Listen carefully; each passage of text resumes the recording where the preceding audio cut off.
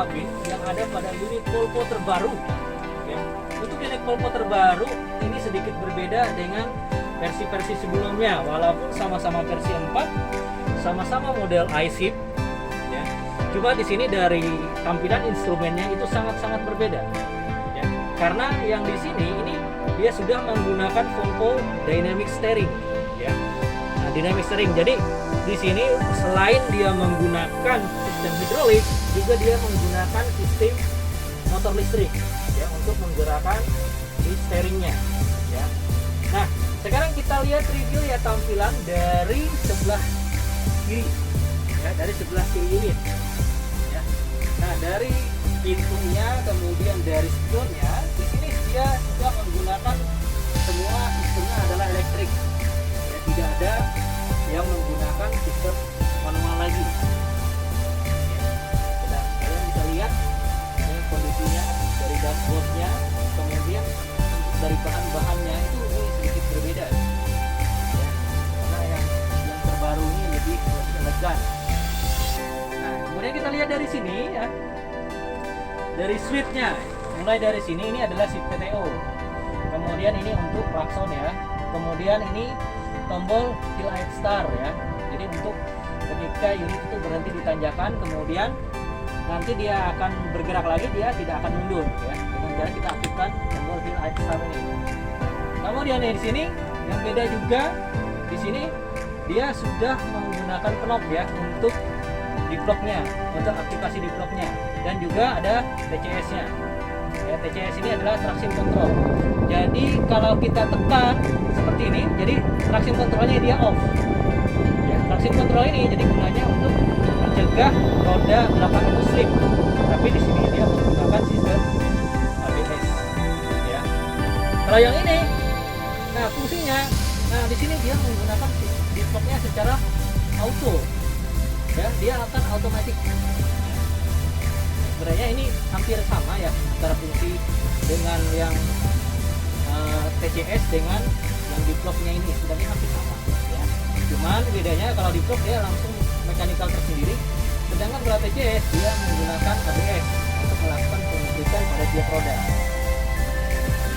Kemudian di sini ini adalah untuk entertainmentnya ya, untuk entertainmentnya ada tambahan ya, ini untuk kita hidupkan modenya untuk musik, telepon, kemudian navigasi, kemudian kamera ya di sini. Kemudian instrumen AC-nya dia semua sudah digital semua ya. Nah, kemudian yang terbaru dia menggunakan tab ya untuk SID-nya ya, atau di sini disebut dengan secondary information display ya. Secondary information display ini kita lihat di sini dari menunya, ini adalah untuk menu musiknya ya. Kemudian inti untuk panggilan telepon yang bisa terkoneksi dengan handphone kita. Kemudian ini adalah untuk navigasi. Nah, ini untuk kalau di kota-kota ya. Kalau untuk aktivasi tambang, wah ini nggak perlu ya, karena jalannya sudah nggak akan tersesat ya. Kemudian, nah di sini untuk vehicle-nya di sini ada Volvo Dynamic Steering. Ya, Volvo Dynamic Steering, di situ ada kameranya. Ya, kita lihat menunya. Dia sudah touchscreen ya. Dan ini sudah Android ya. Jadi seperti ya HP ya, tab. Ya, ini tab sudah. Tapi sudah terintegrasi dengan unitnya. Kemudian di sini ada, nah ini ada driver guide-nya juga ya. Kita ditekan seperti ini. Ya. Nah, jadi di sini kalau dia terkoneksi dengan internet, nah nantinya dia nanti akan secara otomatis ya. Kemudian di sini ada setting. Di sini ada vehicle setting. Ya. Nih contohnya ada vehicle settingnya apa aja. Di sini ada climate control. Ya. Kemudian ada auto wheel brake. Ya, halo lights, roller bands ya, dan lain-lain. Ya. Ini ya untuk settingannya. Kemudian untuk sistem setting. Sistem setting. Nah, di sini ada audio, network dan internet. Nah, artinya apa? Unit ini juga kalau kita tambahkan ya opsional ya, artinya kita nggak perlu lagi internet dari HP ya. Sebenarnya dia ini sudah menggunakan GSM juga ya. GSM bisa untuk internet yang difasilitasi oleh Volvo Connect ya, atau Dynafleet ya. Ini untuk unitnya. Ini ya untuk settingannya yang ada pada SID ya, seperti ini. Kemudian kita lihat ke instrumen clusternya ya, atau instrumen panelnya ya, tampilannya seperti ini ya. Kalian lihat di sini dia layar full ya. Di sini semuanya layar digital. Nah, kemudian di keypad steeringnya, bagian keypad steeringnya di sini juga ada tambahan ya, ada berbeda dengan versi sebelumnya.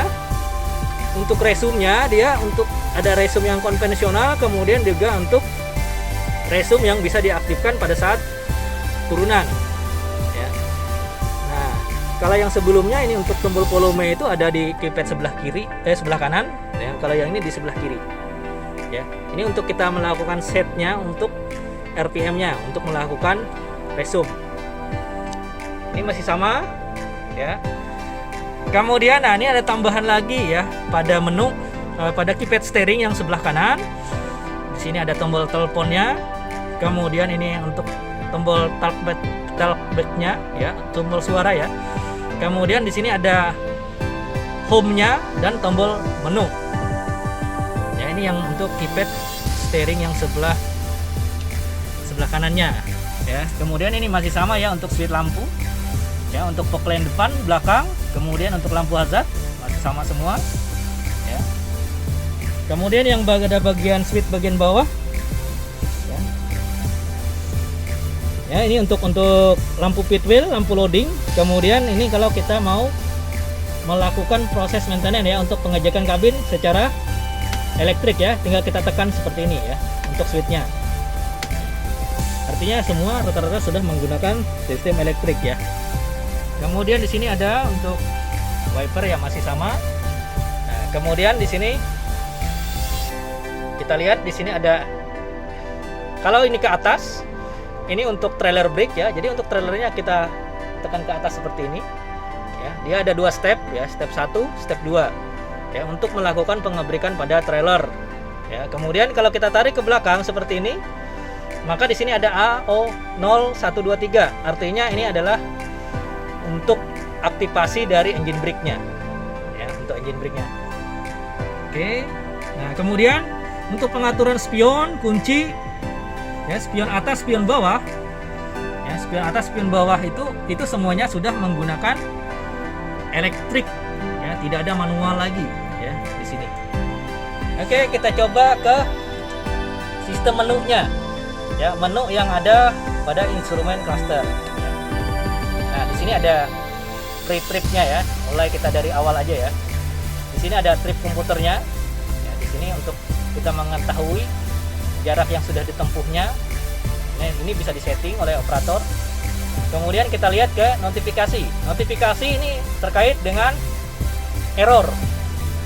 Nah, di sini ada long wait compartment. Artinya ini ada bagasinya yang terbuka.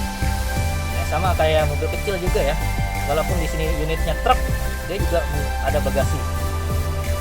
Nah, kemudian ini ada ration call ya, artinya kalau sudah ada yang terkoneksi tadi, siapa saja yang sudah kita hubungi. Nah, kemudian di sini ada maintenance ya. Untuk maintenance di sini kita bisa melihat pre-check-nya, summary-nya ya. Nah, di sini ada filter report ya, ada generate new report.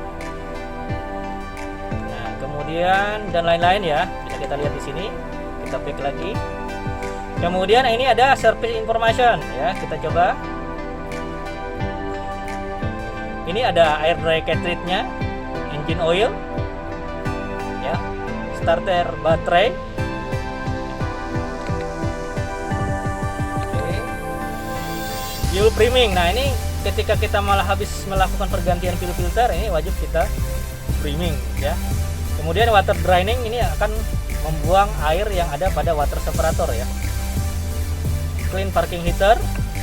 Kemudian ada software update. Kemudian ada vehicle data ya, yang terakhir itu vehicle data. Di sini untuk vehicle datanya ya, bisa dilihat di sini. Oke, kita kembali lagi. Nah, seperti itu. Nah, seperti itu ya, salah satu menu-menu yang ada pada Volvo terbaru yang satu-satunya ada di Indonesia, ya, Volvo Dynamic Steering, ya. Nah, kita lihat untuk yang bagian atasnya, ya, bagian atas plafonnya di sini ada tachograph, kemudian ada switch rotarinya, ya. Kemudian di sini ada sunroofnya juga. Di sini juga tersedia ya sunroof, kemudian ada emergency exitnya juga, ya, kemudian lampu kabinnya, kemudian juga ada tempat tidurnya dan ada lampu bacanya juga. Oke, dan ini juga untuk handle transmisinya juga beda ya. Di sini juga dia ada handrestnya juga, ada handrestnya, kemudian transmisinya, ya, handle transmisinya dia bentuknya lebih elegan. Ya, di sini ada untuk tombol pin flashnya untuk menaikkan menurunkan transmisinya, stage-nya. Kemudian ada untuk bagian depannya ini, di sini ada lock-nya, ya, untuk kita menggerakkannya. Nah, sebelum kita memindahkan transmisi ini kita tekan bagian depannya ini, ya, kita tekan, baru kita masukkan seperti ini, on atau manual seperti ini. Ya, untuk posisinya. Untuk modenya juga di sini untuk mode transmisinya itu ada economic mode, kemudian ada performance, ya, modenya masih sama dengan yang sebelumnya ya. Untuk modenya tidak ada perubahan, hanya di sini untuk yang versi yang terbaru ini yang berbeda adalah SID-nya. Dia sudah menggunakan tape secondary information display, dan DID-nya, driver information display-nya berubah total. Ya, untuk Volvo tersendiri ini ya, ini untuk update teknologinya itu sangat cepat, ya. Mungkin itu ya rekan-rekan semua untuk review kali ini. Mungkin kalau ada pertanyaan atau ada yang ditambahkan, nanti silahkan komen di bawah, ya. Terima kasih ya atas perhatiannya, semoga bermanfaat. Salam.